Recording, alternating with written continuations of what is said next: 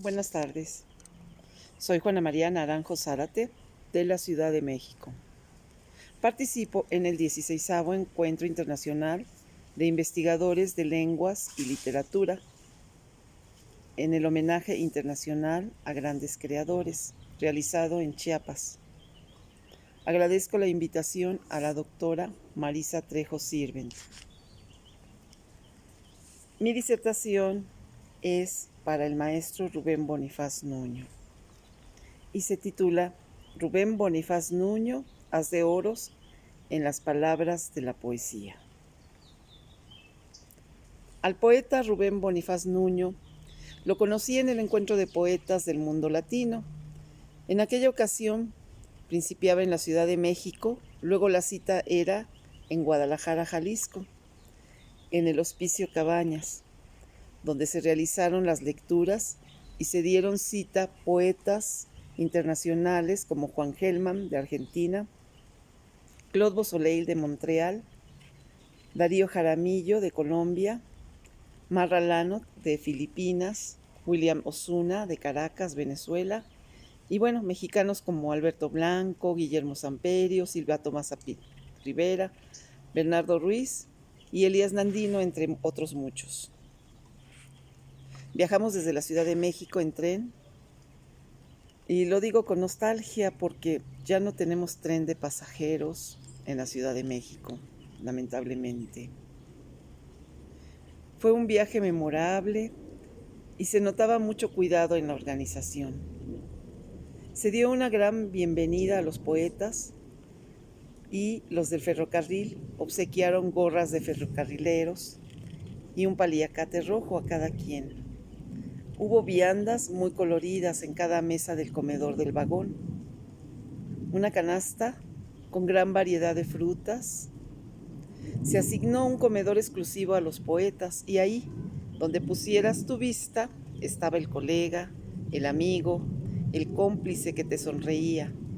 Se sentía una cordialidad muy especial en el vagón. Llegamos por la mañana a Guadalajara y nos instalamos en el gran hotel cercano al Hospicio Cabañas, donde sería el evento. Aquel evento tan nombrado de los poetas del mundo latino. Durante los desayunos y las cenas coincidíamos muchos y de pronto mirabas a una mesa o a otra y ya te estaban hablando, que ahí te sentaras con él o con ellos.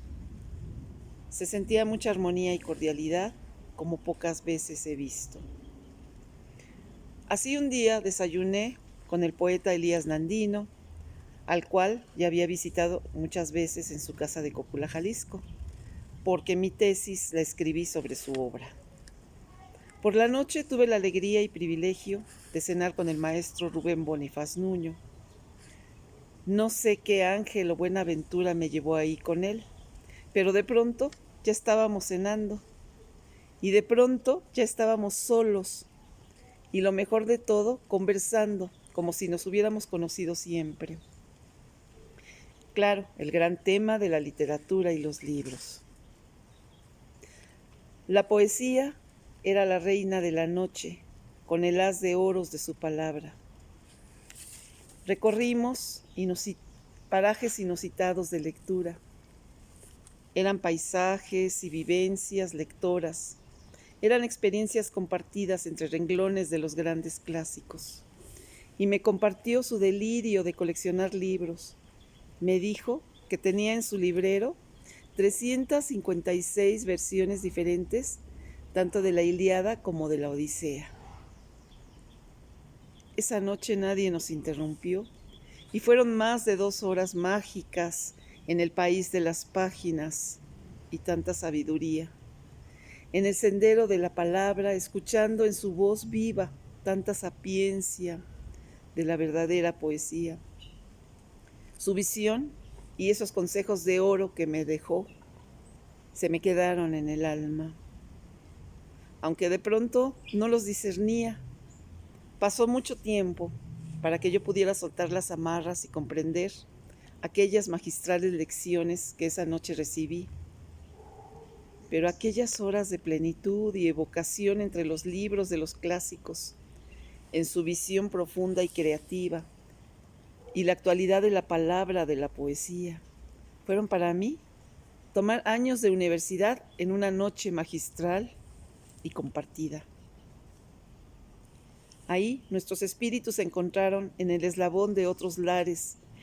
El corazón de la palabra ancestral clásica nos unió. Cuánta sabiduría del maestro Bonifaz, cuánta pasión verdadera a los libros clásicos. Su esmero en las letras, su memoria de prodigio, ese amor por la lectura como fuente de vida. Pues desde niño, a los 5 o 6 años, leyó su primer libro, que fue de Emilio Salgari, Al Polo Norte. Luego a los 11 años leyó Los Tres Mosqueteros de Alejandro Dumas, donde ha comentado haber encontrado la fuerza moral que le faltaba en ese momento y que esa lectura le había parecido una exaltación gloriosa del ser humano, de la cual sabía y pronunciaba de memoria muchos pasajes. Para cerrar el encuentro de poetas latinos, hubo en aquella ocasión un maratón de poesía, donde el maestro Bonifaz abría y cerraba la lectura el propio Elías Nandino. El maestro Rubén Bonifaz Nuño era magistral académico, gran filólogo, traductor y hasta editor, admirado por muchos de sus lectores, que un día alguien le puso o le decía Polifaz, seguro por polifacético, siempre tan estudioso y dedicado en los quehaceres de la palabra. A la manera de Horacio, comenta él mismo, buscaba ritmos en las palabras de la poesía, porque cuenta el maestro Rubén Bonifaz que Horacio consideraba que los ritmos en la poesía eran fundamentales. Y ante esto retoma su idea y le parece acertada y lo aplica para sí mismo. Y empieza a escucharse hasta que encuentra sus ritmos propios, los verdaderos de su voz poética, hasta lograr ser él mismo, sin copiar a nadie, porque él buscaba ser él y solo él en su estilo poético, en su pulso, en sus ritmos naturales, hasta ser fiel a su propia voz poética. Como traductor, sabemos, tradujo la poesía completa de Catulo, Propercio, Virgilio, Ovidio, Horacio, y sin duda, acaso, la más importante traducción hecha por poetas de nuestro siglo, estudioso de la escuela clásica de los poetas clásicos. Además, hizo el prólogo de la poesía de Propercio en la UNAM, en el año de 1974.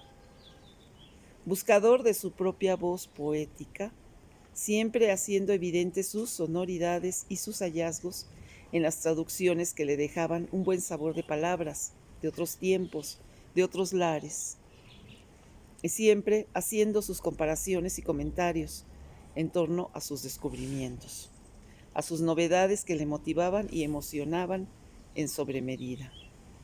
Cuando de pronto se encontraba en completa soledad y ella se volvía su cómplice más fiel, entonces se volcaba en la alquimia del lenguaje, en los esperpentos sonoros, llenando su vida, esos instantes luminosos, volcando sus ideas e ideales en la palabra y sumergiéndose en las palabras y en las páginas que le brindaban los esperados tesoros en el profundo mar de las palabras, de la poesía, las que se desprenden solas en significaciones y despeñan sus sentidos y sonoridades, las palabras de la poesía, donde se vuelve eficiente pescador de imágenes, evocador de sueños, constructor de ensueños desde el imaginado joyel de las palabras clásicas.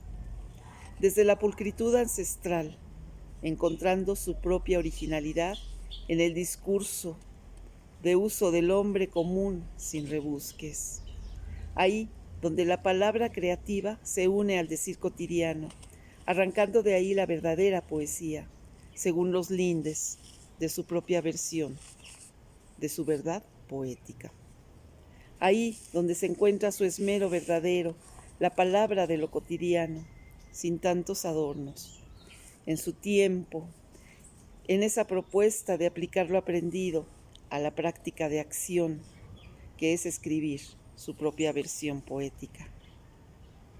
Recuerda con agrado y admiración a su maestro de la universidad, el maestro Erasmo Castellanos V, quien dice fue su maestro definitivo, como lo expresara él mismo, porque lo encaminó a las letras, obligándolo de alguna manera a escribir, pues les pedía al final de la clase, porque había una parte práctica de la clase, les pedía un ensayo, un poema, un cuento o un discurso. Y ahí fue donde con él escribió sus primeros poemas. En su obra está presente el fuego que se le traduce en imágenes y símbolo, ardor y pulso que lo lleva a alcanzar la piedra angular en su obra, en los linderos iluminados de su palabra que le otorgaron quizá los griegos en el amplio ejercicio de traducirlos y acercarlos a su espíritu de luz en los magistrales vuelcos de la llama, en sus poemas, tan presente y tan simbólica.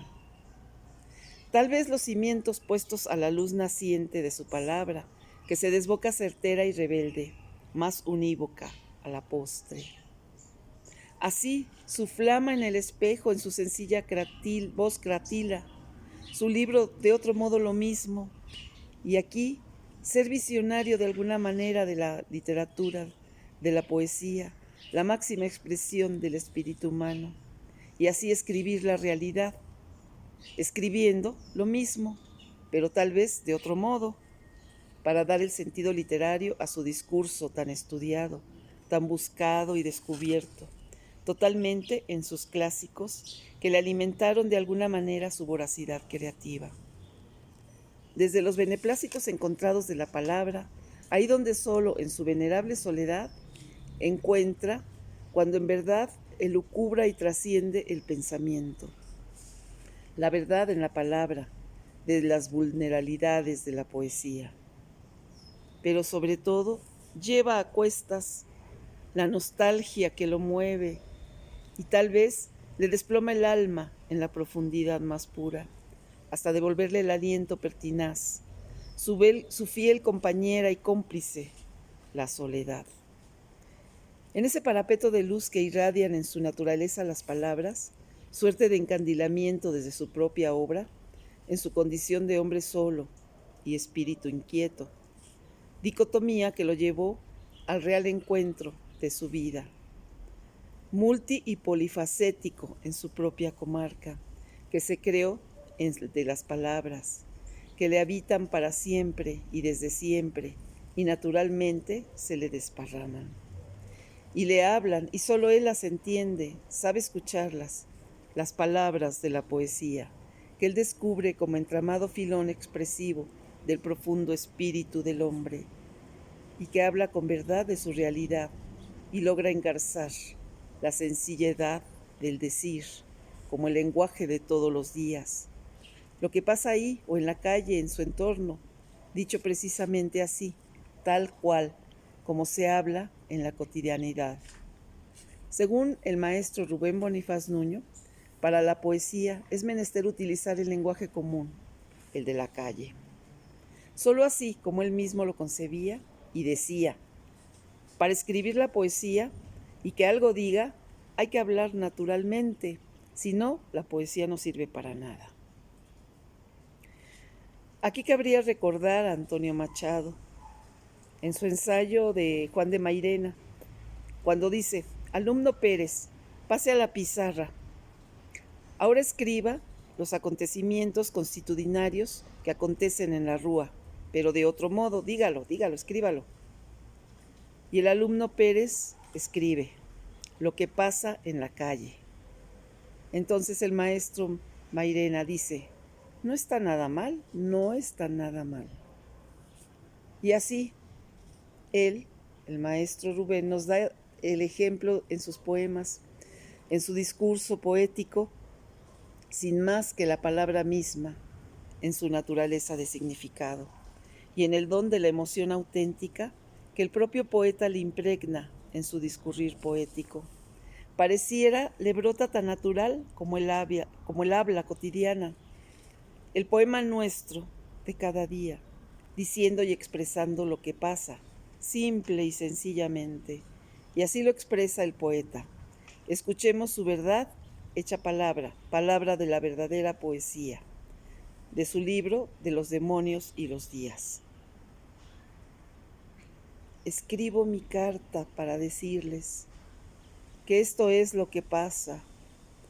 Estamos enfermos del tiempo, del aire mismo, de la pesadumbre que respiramos, de la soledad que nos impone. Me asomé otra vez a la ventana a ver si tocabas en mi puerta. No era nadie. Todos los vecinos saben que te estoy esperando. Me divierten cosas que me cansan. Oír el silbato del cartero que se acerca. Espiarlo contar las cartas que reciben todos los que conozco y saber que nadie en este día se acordó de mí para escribirme. O llegar después del trabajo, cuando tengo ganas de no estar solo, y decir la pregunta diaria, ¿me llegaron cartas? Y sé que nunca habrá de escribirme nadie, porque tú no sabes en dónde vivo. Así lo captamos y disfrutamos en su pulso poético, en su poemario, Los demonios y los días. Pero bueno, ¿dónde está el hombre? ¿Cómo es este joven? ¿Cómo fue ese niño en realidad? Por datos que me proporcionó Paloma, quien tiene al resguardo sus papeles y espacios, fungiendo de alguna manera como su protectora, resguardadora y ángel, a quien agradezco infinitamente su aporte. Ella me comentaba que de niño, perdón, era un niño muy tímido y que algo que lo acomplejaba más era el hecho de que tenía que usar la ropa de sus hermanos mayores. Que existe una foto en el recinto que está abierta para los estudiosos, quien guste visitarla. Se trata de una foto donde está con un overol de niño. Algo insólito también en el niño de su edad era que le encantaba ir a la biblioteca, pero sabemos, y como lo mencionamos anteriormente, a los 5 años ya había leído a Salgar y a los 11 Los Mosqueteros, libros que uno de sus hermanos le regalaría y él apreciaba tanto, que los atesoraba como los trenecitos o carritos que despiertan tanta emoción a los niños de su edad, que seguramente sembraron para siempre su gusto lector arraigado en el asombro verdadero y profundamente emotivo, que nunca perdiera a lo largo de su vida.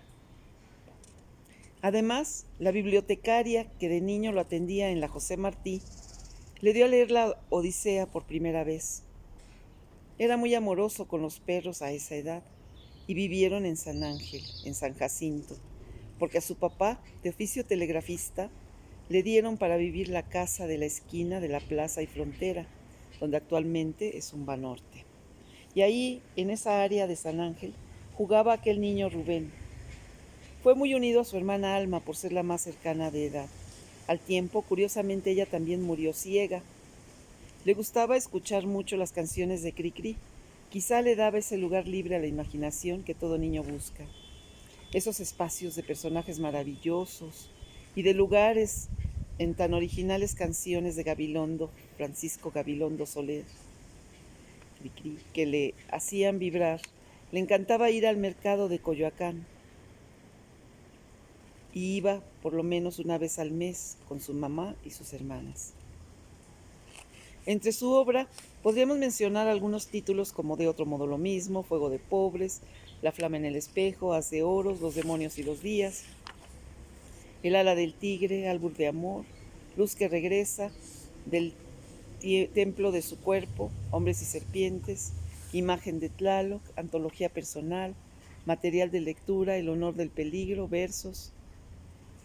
Según el maestro Vicente Quirarte, es el más clásico de los poetas y el más mexicano, uno de los que mejor trabajó el tema del héroe, que no es solo el que está trepado en un pedestal, sino el que realmente enfrenta la existencia y la vida con dignidad y aplomo. De su libro Fuego de Pobres. Y nuevamente abril, a flor de cielo, abre tus manos tibias y yo canto el júbilo entrañable y el espanto que en mi sangre derramas con tu anhelo.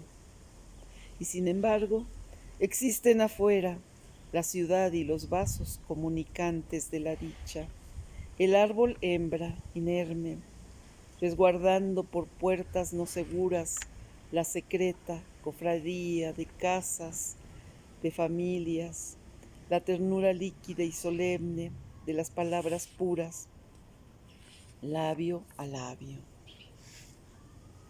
Y también les voy a compartir del libro Poesía 1, que se editó en la universidad, de la antología general de él, Desde la tristeza.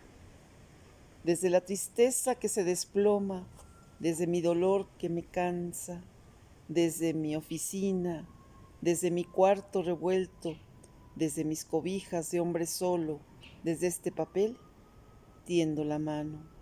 Ya no puedo ser solamente el que dice adiós, el que vive de separaciones tan desnudas, que ya ni siquiera la esperanza dejan de su regreso. El que en un libro desviste y aprende y enseña la misma pobreza, hoja por hoja. Gracias.